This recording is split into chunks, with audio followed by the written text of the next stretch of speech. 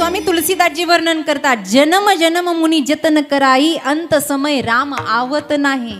मोठे मोठे असे आहेत, वीर ओळखावा रणांगणी आणि साधू ओळखावा मरणी. कितीही अखंड तत्वाची वारी करणारा असेल, पण शेवटच्या वेळेला राम आलं नाही, चुकला. मला कळत नाही, कधी कधी दहाव्याला लोक म्हणतात, याचसाठी केला अट्टाहास, शेवटचा दिस गोड व्हावा. लय मोठे लोक होते म्हणले, खूप गर्दी होती मैतीला, मग काय ते वैकुंठाला गेलं काय? नाही ना बाबा.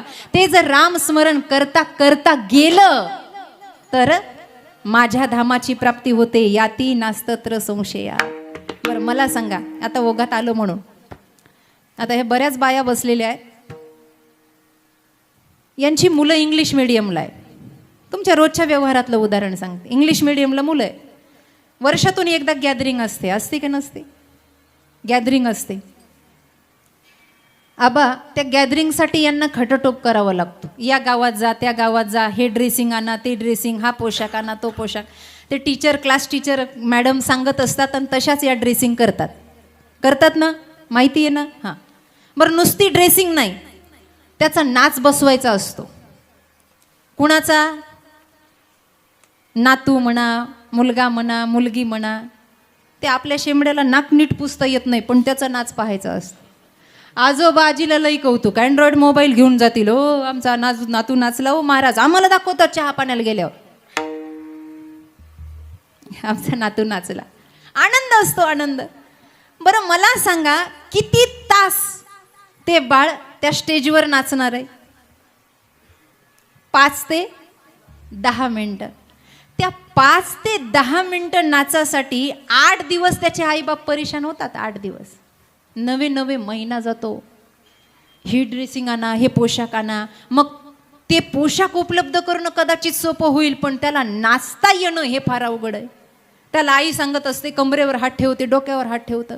डोक्यावर सांगितलं की ते पाय वाकडा करतं.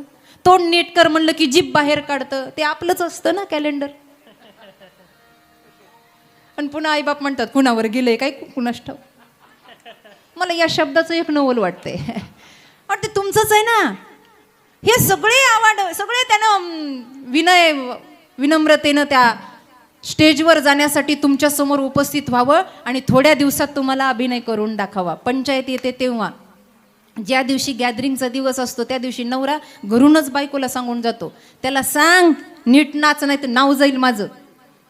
सगळे म्हणतील हे कुणाचं आहे, हे कुणाचं आहे, हे कुणाचं आहे. आणि बायको मग त्याला, आई गोड गोड बोलते, बाळा मी तुला कॅडबर देईला, तुला चॉकलेट देईला, चांगलं कर बरं का, चांगलं करा बघा, मग आपण फिरायला जाऊ. एवढं आमिष दाखवते, एवढं आमिष दाखवते. आणि ते रंगीबेरंगी कपडे घालून ते त्या स्टेजवर जातं, गाणं सुरू होतं आणि सगळे मुलं अभिनय करतात. हे नाकात बोटं घालतं, करताच येत नाही त्याला.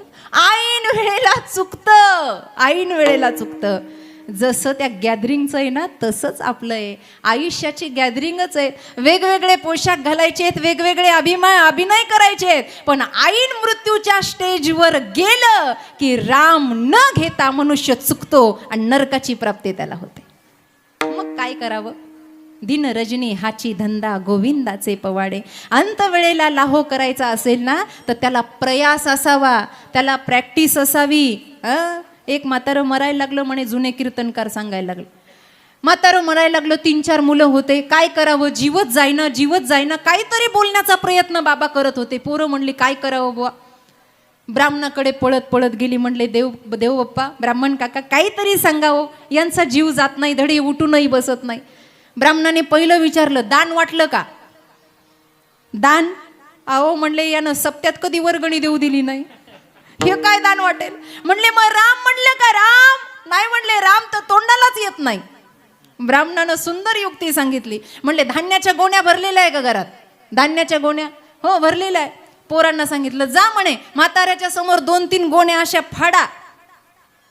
पोरं म्हणले, धान्याच्या गोण्या फाडण्याचा आणि म्हाताऱ्याचा आणि मरणाचा काय संबंध आहे? ते म्हणले, तुमच्या लक्षात आलं नाही, जेव्हा धान्याच्या गोण्या अशा फाडल्या की म्हातारं तडफडून म्हणाल, शिवा.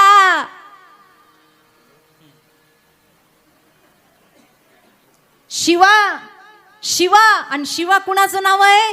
ओम त्र्यंबकम यजामहे सुगंधिम पुष्टी, महादेवाचं आहे. शिवा शिवा म्हणता म्हणता जरी जीव गेला तरी धामाची प्राप्ती. पोरं म्हणले बघा एवढं आपल्याला सुचलं नाही. ब्राह्मणाच्या पाया पडले पोरं पळतच घरी गेली, धान्याच्या गोण्या आणल्या, म्हाताऱ्याच्या समोर अशा फाडल्या. म्हातारं शिवा नाही म्हणलं, टाचा म्हणलं, टाचा. अरे ते तोंडाला यायलाही पुण्य लागतं बाबा. अनंत जन्मीचे सुकृत पदरी त्याचे मुखी हरी बैठा होय, त्याचे मुखी हरी बैठा होय. अनंत जन्मीचे सुकृत पदरी त्याचे मुखी हरी बैठा होय, त्याचे मुखी हरी बैठा होय. अनंत जन्मीचं पुण्य लागतं, अनंत जन्मीचं. एका नाही. आणि लोक म्हणले एका कीर्तनात आमचा उद्धार होईल का, एकदा सप्त्यात पारायण केल्यानं आमचा उद्धार होईल का. एकदा केल्यानं होत नाही. एकदा केल्यानं होतं का. 2 मैत्रिणी होत्या, 2 मैत्रिणी, जीवस्य कंठस्य मैत्रिणी. एवढी मैत्री, दोघीचं एका मंडपात लग्न झालं. आणि लग्न झाल्यानंतर एक श्रीमंताच्या घरी आणि एक गरीबाच्या घरी गेली. जीवस्य कंठस्य प्रेम. एकदाच भेटल्या, पुन्हा भेटल्याच नाही. प्रेम. ती जी श्रीमंत घरी घेतली ना, तिचा व्यवसाय धंदा वाढला. एका बिल्डिंगच्या 4-4 बिल्डिंग झाल्या. आणि जी गरीब घरी होती ना, ती आपल्या नवऱ्याला सहकार्य करायची, 4 घडी भांडे घासायची, मदत करायची. संसार दोघींचाही चालला होता. जशात आहे तशात समाधान. लक्षपूर्वक ऐका. काय झालं, लक्ष द्या. काय झालं, एकदा घराची वास्तुशांती होती. आणि वास्तुशांती होती, जी श्रीमंत घरची होती तिनं नवऱ्याला सांगितलं, हो माझी जी गरीब घरची मैत्री, सगळे नाते गोते येतील पण माझी जीवस्य कंठस्य मैत्रीण येणार नाही. फार प्रेम आमच्या दोघीचं. काही करा, गाडी घेऊन जा पण तिला न्यायला जा, काही करा. का तुम्हाला कमीपणा वाटेल. नवरा चांगला सज्जन होता. तो म्हणला मला कसला कमीपणा, तुझी मैत्रीण आहे, मी जातो. राहायला कुठे होती, साधारण झोपडपट्टीमध्ये. गरीब परिस्थिती आहे, साधारण. नेमकेच दुसऱ्याचे भांडे घासून घरी आलेली होती. आणि दारात गाडी आली, सगळं झोपडपट्टी जमा झाली. महाराज कुणाची गाडी, कुणाची गाडी, कुणाची गाडी. हिनं परिचय दिला. ती म्हणली हे दाजी आहेत, म्हटले माझे मेवणे आहेत, माझी मैत्रीण यांना दिलेली आहे, हे पाहुणे आहेत म्हणे. चहा पाणी केला. काय कारण आहे तिच्या पतीनं विचारलं. काही नाही म्हणले, आमच्या घराची, आमच्या बंगल्याची वास्तुशांती आहे आणि हिच्या मैत्रिणीनं म्हणजे माझ्या पत्नीनं हिला घेऊन येण्याचं सांगितलंय, मी न्यायला आलोय. तिच्या नवऱ्यालाही वाटलं बिचारी एवढी काबाड कष्ट करते, एवढे आपल्याला मदत करते, जाऊ द्या. तिनं आपलं गाठोडं बांधलं, गाडीमध्ये बसली, गेली श्रीमंत मैत्रिणीच्या घरी. आता आमचं महिला मंडळ फार हुशार. कोणाला कसं कामाला लावायचं आमच्या बायांना विचारून घ्या. मैत्रीण आली, चहा पाणी झाली, दोघीही स्वयंपाक घरात बसल्या. त्या किचनवर भांड्यांचा असा पाळा पडलेला होता. सगळं किचन भांड्यानं भरलेलं होतं. आणि बोलता बोलता ही लागली भांडे आपटायला. काय सांगा बाई, सकाळपासून चहा पाणी, चहा पाणी, चहा पाणी. त्या भांड्याला सुद्धा जीव आहे ना, काय म्हणावं. बसल्या बसल्या ही म्हणली नको आदळू, मी आपली घासून देते. बसलेल्या बाईला कसं कामाला लावायचं यांच्याकडून शिका. मस्त कामाला. आता एवढे भांडे घासायचे, तिनं डोक्याला हात लावलाय. आपण नुकतं चालू आहे, गाठोडं टेकलंय, हे भांडे घासायचे कसे. तिनं सांगितलं अगं तुझ्याकडची सारखी चुलीची राख नाही, आमच्याकडे डिटर्जंट आहे. भांडच घासण्याचं एक पावडर आहे. पावडर आहे हो. एवढे भांडे, अगं म्हणली घासायला तर घे. तिनं ते एवढं पावडर दिलं महाराज. आणि ते पावडर त्या डिशमध्ये घेतलं आणि फक्त 10 ते 15 मिनिटामध्ये एवढे पाळाभर भांडे घासून झाले. तेही चकचकीत.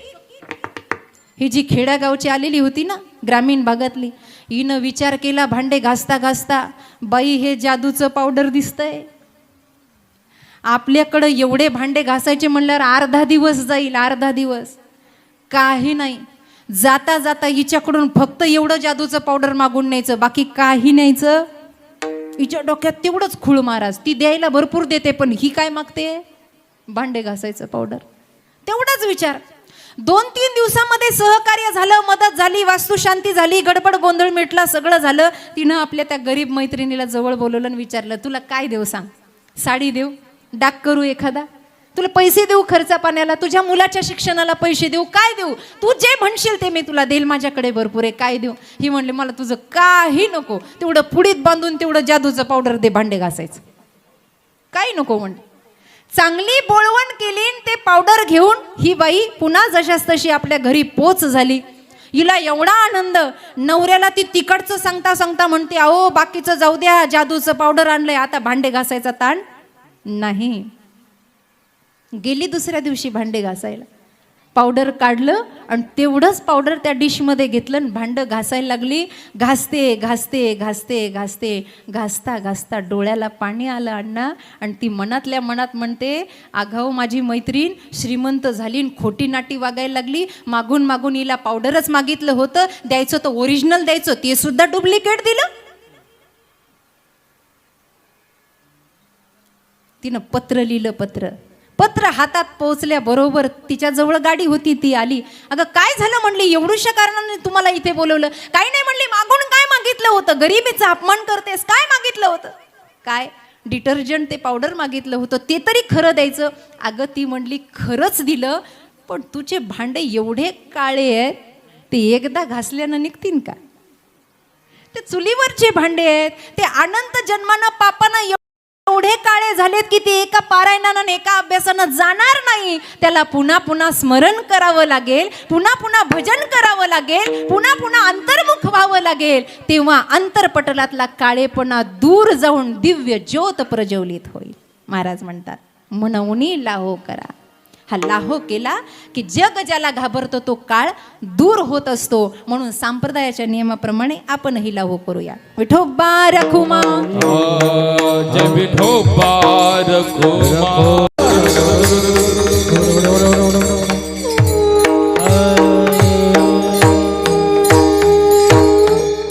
महाराज, या नामावर आम्ही विश्वास ठेवतो. काळ सारा चिंतन हे सगळं आम्हाला पटतं महाराज, पण आम्ही संसारिक आहोत, आम्ही गृहस्थी आहोत, आम्ही यामध्ये गुंतलेलो आहोत महाराज. आम्ही ज्याचं भजन केलं तो आम्हाला सावरण्यासाठी क्षेम आहे का? अभंगाचं 3रं चरण महाराजांचं उत्तर. पाळनाची नाही चिंता, पाळनाची नाही रे पाळना नाही चिंता, पाळना नाही चिंता, पाळनाची नाही चिंता, पाळनाची नाही चिंता, पाळनाची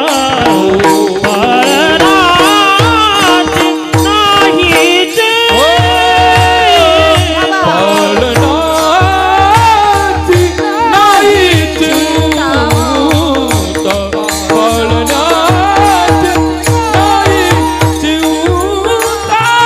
ठावरिता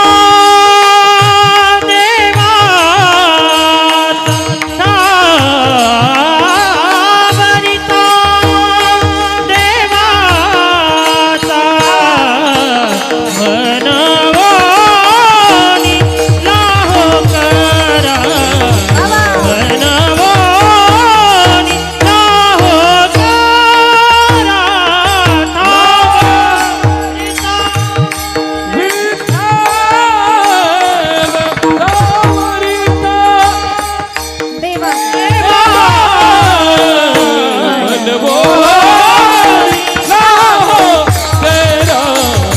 मनवोनी लाहो करा. देवा पाळनाची नाही चिंता, ठावरिता देवाचा. पालन पोषणाची चिंता करू नका. तो आलाच याच्यासाठी. जेव्हा जेव्हा त्यांनी अवतार कार्य केलं, जेव्हा जेव्हा त्यांनी अवतार कार्य केलं, तेव्हा तेव्हा त्यानं पालन पोषणच केलं ना. वरद हस्त डोक्यावर ठेवून तुकोबाच्या रूपामध्ये आला निळोबारायांसाठी, पालन पोषणच केलं. संत सखूबाईसाठी आला असेल, पालन पोषणच केलं. चोखा महाराजांच्या पत्नीचं बाळंतपण केलं असेल, पालन पोषणच केलं. ध्रुव प्रल्हादासाठी आला असेल, पालन पोषणच केलं. जनाबाई मुक्ताबाईसाठी आला असेल, पालन पोषणच केलं. जे प्रमाण स्वरूप विठ्ठलाच्या मंदिरामध्ये आहे, काय कान्होपात्रा प्रमाण स्वरूप आहे की नाही? काही लोकांना असं वाटतं देव आमचा नाहीच आहे. देव त्या श्रीमंताचा आहे जे आयोजन करतात. देव त्या श्रीमंताचा आहे जे दान दक्षिणा देतात. देव कुठं आमची आठवण काढतो का? माईबाप, एक गोष्ट लक्षात ठेवा, ज्या दिवशी देव आपली आठवण काढणार नाही त्या दिवशी आपण चौघाच्या खांद्यावर असू. कळतंय का? चौघाच्या खांद्यावर. कारण तो आठवण काढत नाही, या जगतामधलं आपलं अस्तित्व संपलं.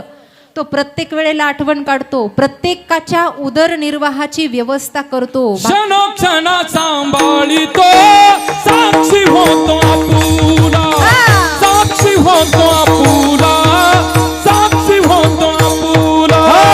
क्षणोक्षण सांभाळितो, साक्षी होता बोला, साक्षी होता बोला, साक्षी होता बोला. क्षणोक्षण सांभाळितो, साक्षी होतो आपुला, क्षणोक्षण सांभाळितो, साक्षी होतो आपुला, साक्षी होतो आपुला, साक्षी होतो आपुला. क्षणोक्षण सांभाळितो, साक्षी होता बोला, क्षणोक्षण सांभाळितो, साक्षी होता बोला, आपुला साक्षी होता बोला, साक्षी होता बोला.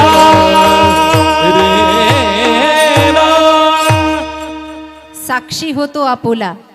आणि हा साक्षात्कार सगळ्या भक्तांना झालाय, सगळ्या भक्तांना झालाय. कुंती माता रडते देवाच्या समोर, देवा हस्तिनापूरला देव निघाले, देवा मला आठवतंय, तुला आठवत नसेल, मला आठवतंय, ज्या ज्या वेळेला आमच्या घराण्यावर दुःख आलं ना देवा, त्या त्या वेळेला तू उभा होतास, तू उभा होतास. बघता राखे पायापाशी दुर्जनाशी, मला आठवतं देवा. आत्या काय हवंय, मी जातोय आता, काय पाहिजे.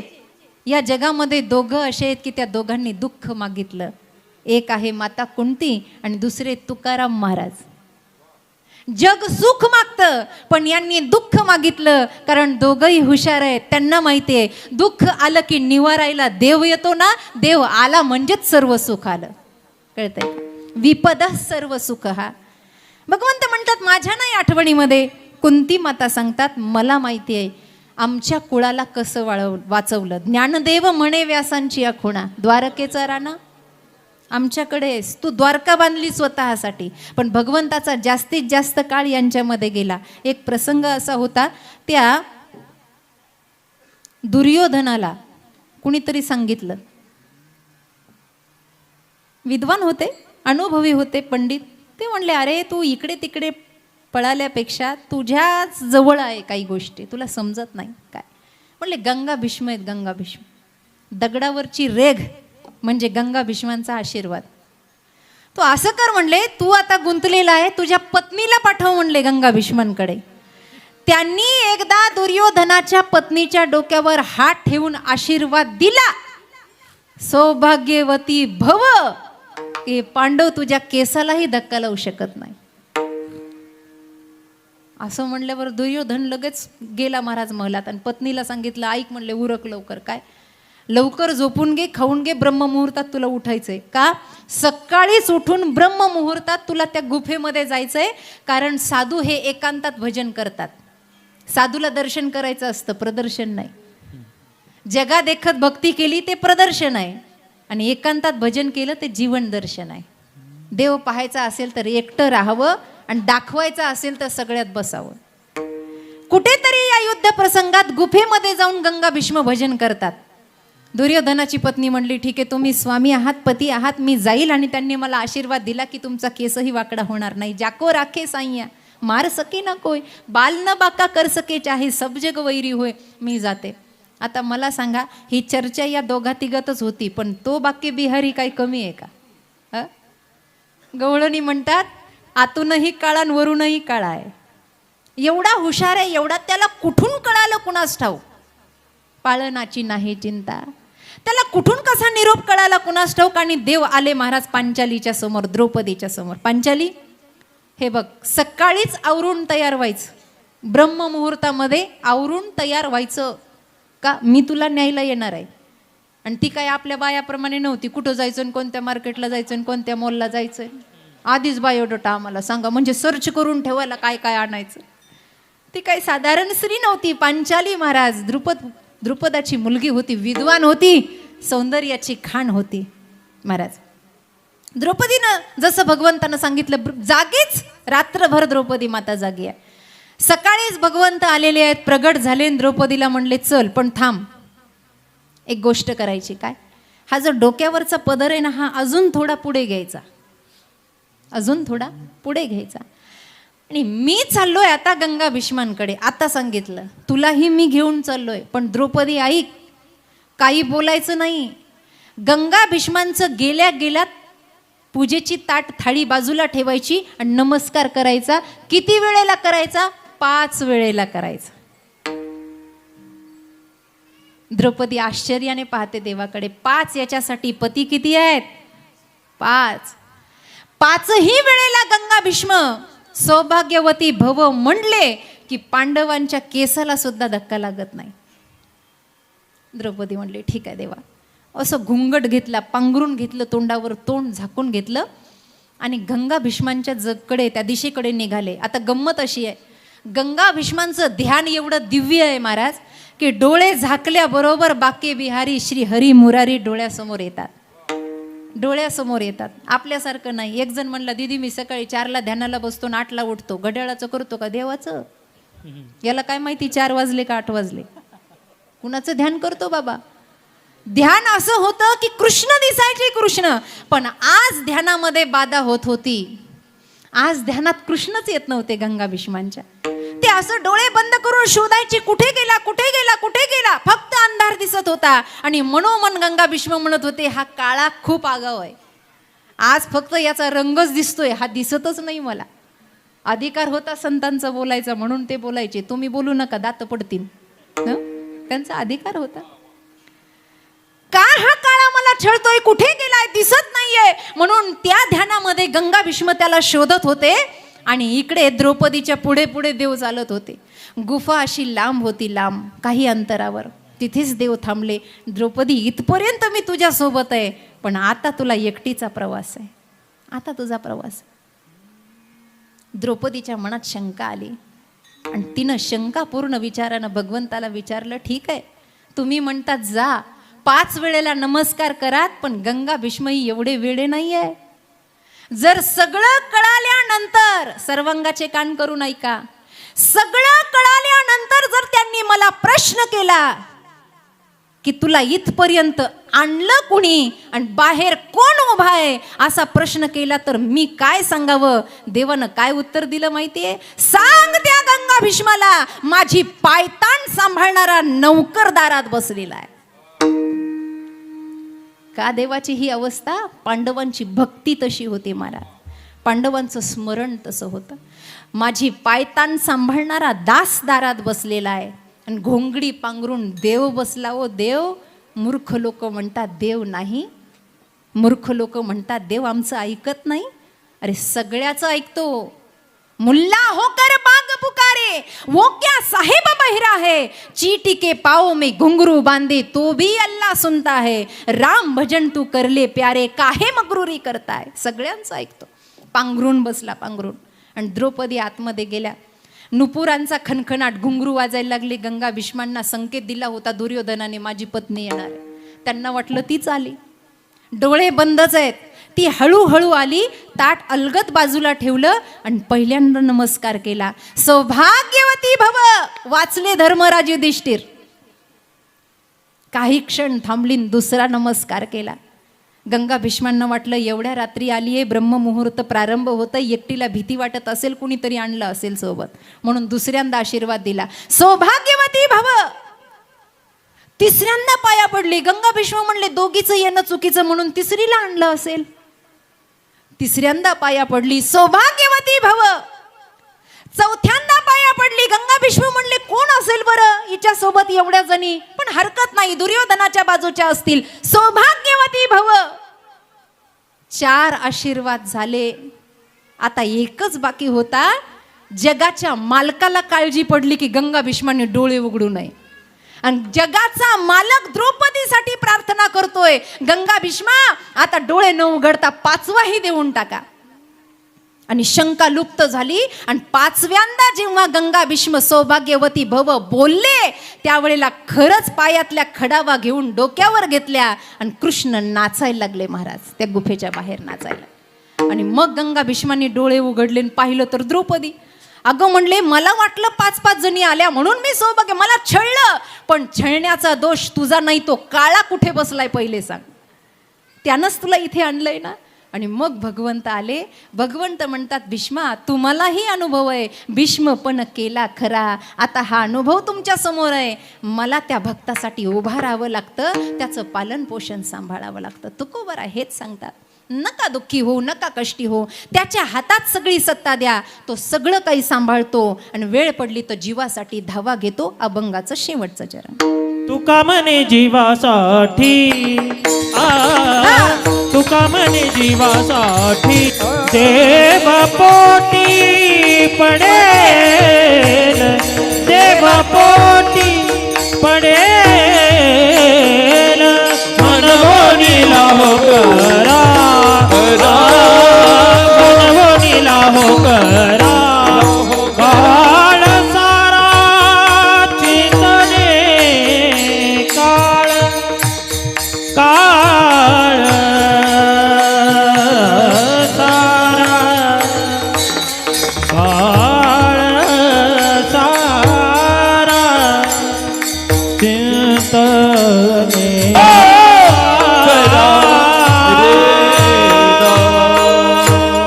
तुका म्हणे जीवासाठी देव पोटी पडेल, पण मनवूनी लाहो करा, काळ सारा चिंतने.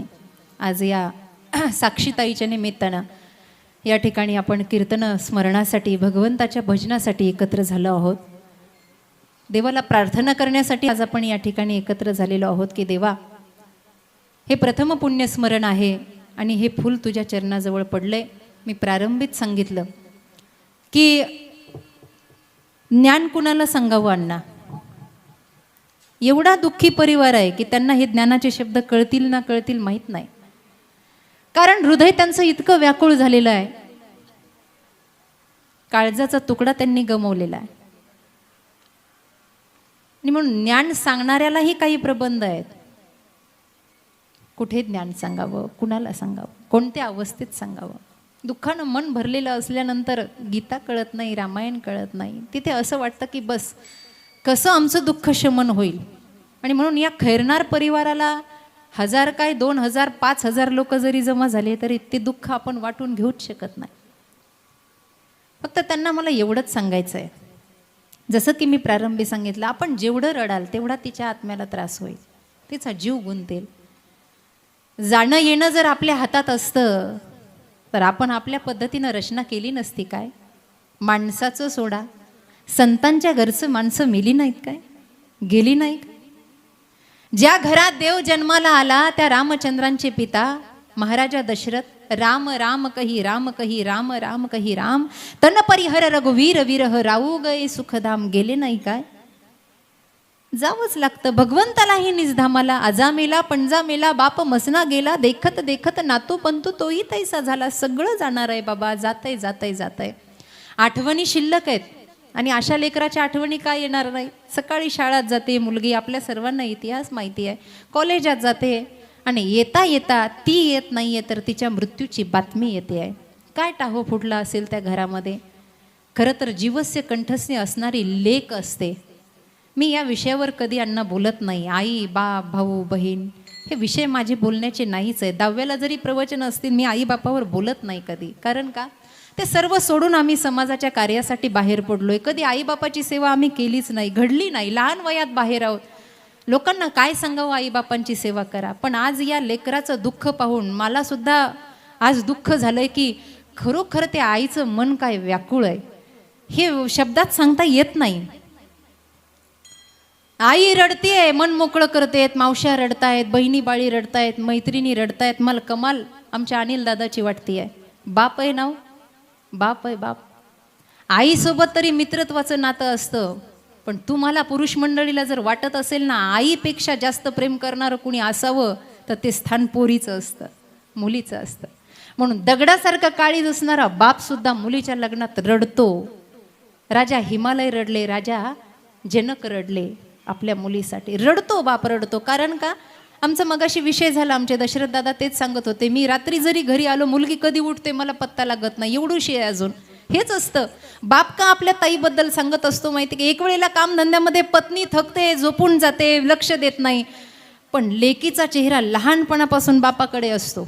दादा बाबा अण्णा मामा काय म्हणत असेल ते म्हणत असेल.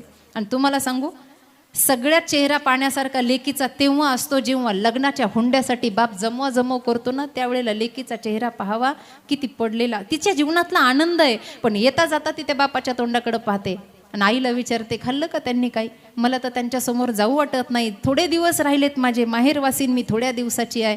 असा बाप ती निहाळून पाहत असते. लग्न मंडप भरलेला असतो जोपर्यंत मुलगी लग्न मंडपात असते. जेव्हा मुलीची बोळवण होते तो